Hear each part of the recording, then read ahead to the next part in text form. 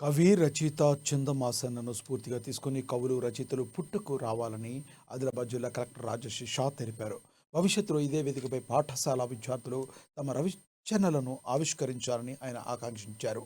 సోమవారం ఆదిలాబాద్ పట్టణంలోని బంగారిగూడ ఆదర్శ పాఠశాలలో కవి, రచయిత చందం ఆసన్న రచించిన కాలమేఘం అనే కవితా సంపుటిని కలెక్టర్ ఆవిష్కరించారు.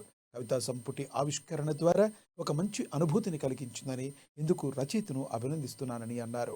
ఇలాంటి రచనలు మరెన్నో చేసి ఇంకా పేరు ప్రఖ్యాతలు గడించాలని ఆకాంక్షించారు. ఎంతో బిజీ షెడ్యూల్ ఉన్నా వచ్చి తన కవితా సంపుటిని ఆవిష్కరించినందుకు కలెక్టర్కు రచయిత చందం ఆసన్న కృతజ్ఞతలు తెలిపారు.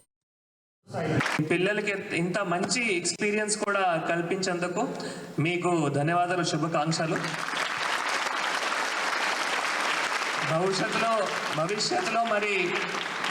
భవిష్యత్తులో చాలా మంది మీతో ఇన్స్పైర్ అయ్యి మళ్ళీ ఇక్కడ ఉన్న పిల్లలు కూడా ఇటువంటి బుక్స్, అంటే అది స్టోరీ బుక్స్ కావచ్చు, లేదు మనం లిటరేచర్ కావచ్చు, లేదు పోయమ్స్ కావచ్చు, పోయట్రీ ఈరోజు మీరు రాసింది పోయట్రీ బుక్. సో ఇటువంటి ఇక్కడ ఉన్న పిల్లలు కూడా మీతో ఇన్స్పిరేషన్ తీసుకొని ఫ్యూచర్లో ఇటువంటి బుక్స్ రాసుకుంటూ మళ్ళీ మీరు పిల్లలు మళ్ళీ వేదిక ఇక్కడ ఉండి మళ్ళీ వాళ్ళ బుక్ కూడా ఫ్యూచర్లో మళ్ళీ లాంచ్ అవ్వాలి నేను కోరుతున్నాను.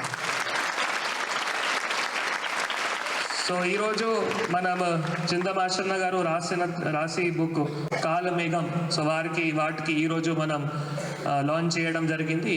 సో నేను ఆదిలాబాద్లో జాయిన్ అయిన తర్వాత ఇటువంటి బుక్స్ లాంచింగ్ కానీ, లేదు లైబ్రరీ ఓపెనింగ్స్ కానీ, అటువంటి చాలా కార్యక్రమాల్లో కూడా పార్టిసిపేట్ చేయడం జరిగింది. సో చాలా సంతోషం, ఇక్కడ ఒక మంచి కల్చర్ ఉంది. ముఖ్యంగా కలెక్టర్ గారి కొరికే నిజంగా ఇది పుస్తకం ఎలక్షన్స్ కంటే ముందే ప్రింట్ అయింది. ఒకేసారి ఎలక్షన్ నోటిఫికేషన్ రాగానే దాన్ని ఆపుకొని సార్ దగ్గరికి వెళ్ళిన, సార్ ప్లీజ్ ఇట్లా పుస్తకం ఉందంటే సార్ టైట్ షెడ్యూల్ ఉంది పూర్తిగా కూడా, అయినా కూడా నాపై ప్రేమతో సార్ అంగీకరించాడు, తప్పకుండా వస్తా అని. మిగతా పెద్దలందరూ కూడా అంగీకరించిండు. సార్ అనుకున్న ప్రకారంగా వచ్చి నా పుస్తకాన్ని లాంచ్ చేసినందుకు సార్కి నమస్కారం తెలియజేస్తున్నాను. సార్ చాలా కృతజ్ఞులు నేను.